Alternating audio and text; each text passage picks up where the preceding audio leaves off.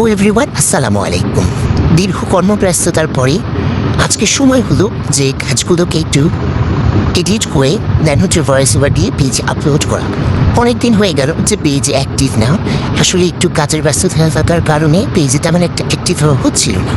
তো আজকে কিছুটা সময় বের করেছি, দেন হচ্ছে আজকে একটা ভিডিওকে কাট করে দেন হচ্ছে ভয়েস ওভার দেওয়ার জন্য বসলাম।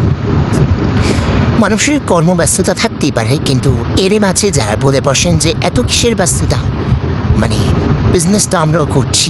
আসলে প্রত্যেকটা মানুষের ব্যস্ততার এক একটা ধাপ থাকে। আপনি যেই কাজে ব্যস্ত থাকবেন আমিও সেই একই কাজে ব্যস্ত থাকবো, বিষয়টা এরকম না।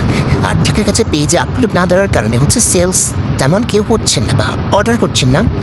অ্যান্ড আমার যেহেতু পেজের মাধ্যমে আমার সব কিছু, অর্থাৎ আমার ক্লায়েন্টগুলো আমার পেজেও অ্যাক্টিভিটিস দেখে দেন হচ্ছে আবার কেকের ডেকোরেশনগুলো দেখে আমার কাছ থেকে কেক অর্ডার করবে। শুধু আমাকে দেখার জন্য তো আমার ক্লায়েন্টরা হচ্ছে কেক অর্ডার করবে না যে আমি কেক ডেলিভারি দিতে যাবো, দেন হচ্ছে এই পেজটা কে পরিচালনা করছে তাকে একটু দেখবো। তো আমার কাস্টমার হচ্ছে আমার কাজগুলোকে দেখবে। আপনাদেরও মূল উদ্দেশ্য আমার কাজটাকে দেখা, আমি কীভাবে কথা বলছি, কোন ভয়েস ইফেক্ট ব্যবহার করছি, কী ব্যবহার করছি, এটা আপনার দেখার বিষয় না। আপনি যে প্রোডাক্টটা নেবেন প্রোডাক্টের দিকে ফোকাস করুন না। আমি কে, আমার পরিচয় কী, আমার বৃত্তান্ত জেনে আপনার কেনা। গতকালকে একটি কেক ডেলিভারি দিতে গিয়েছি, আমাকে প্রশ্ন করা হয়েছে যে কেকটা তৈরি করে আমি কি তিনি? হ্যাঁ আমি তিনি। এখন কি অসুবিধা? আমি ছেলে বেকার্স, তো কী সমস্যা? একদিন ছেলে কি বেকার্স হতে পারে না?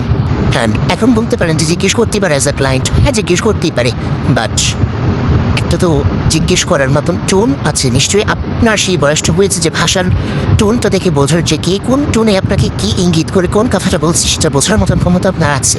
অ্যান্ড আপনার কথা বলার ধরন আর বাকি সবার কথা বলার ধরন যে এক হবে না সেটাও আপনার বোঝার মতন ক্ষমতা আছে নিশ্চয়ই। তো আজকের মতো এখানে বিদায় নিচ্ছি, ধন্যবাদ সবাইকে, ভালো থাকবেন।